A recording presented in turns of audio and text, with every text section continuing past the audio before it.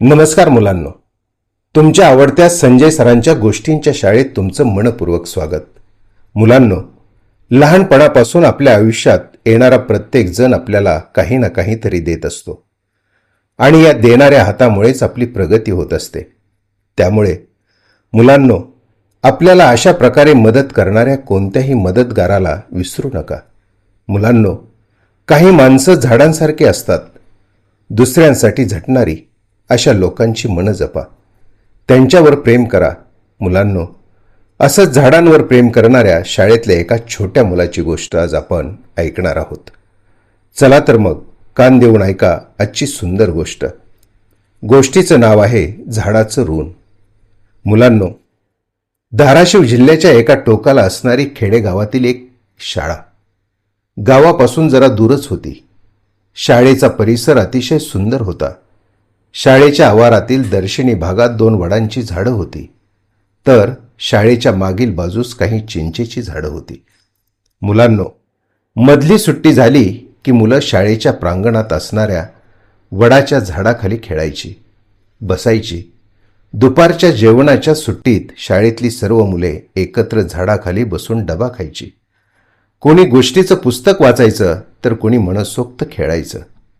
परंतु एके दिवशी काही मुलं झाडांच्या फांद्या तोडत होती, तर काही मुलं पारंब्याला लोंबकळत होती, झोके घेत होती. हे दृश्य इयत्ता 4थीतल्या राजेशने पाहिलं.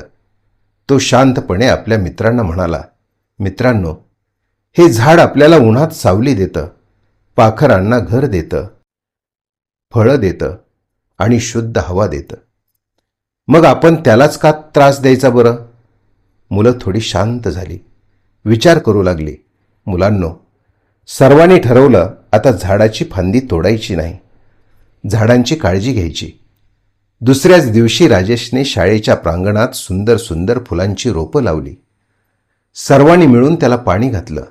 हे चांगलं काम पाहून इतर मुलांनीही प्रत्येक वर्गाचं एक झाड लावण्याचा संकल्प केला. मुलांनो, वर्ग शिक्षक, शाळेचे मुख्याध्यापक यांनी सर्व विद्यार्थ्यांचं कौतुक केलं.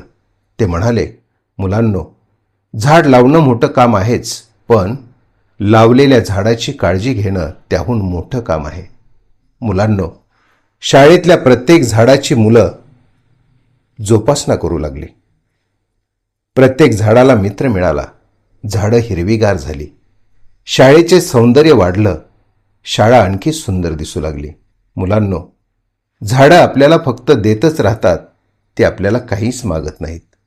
म्हणून झाडांवर प्रेम करा, त्यांची काळजी घ्या. निसर्गावर प्रेम करा, त्यांचे मित्र बना. झाडांच्या नेहमी ऋणात राहा.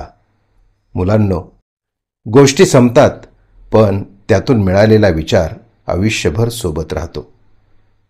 पुन्हा भेटू संजय सरांच्या गोष्टींच्या शाळेत. तोपर्यंत रोज एक गोष्ट, रोज एक नवा विचार आणि रोज एक चांगलं काम.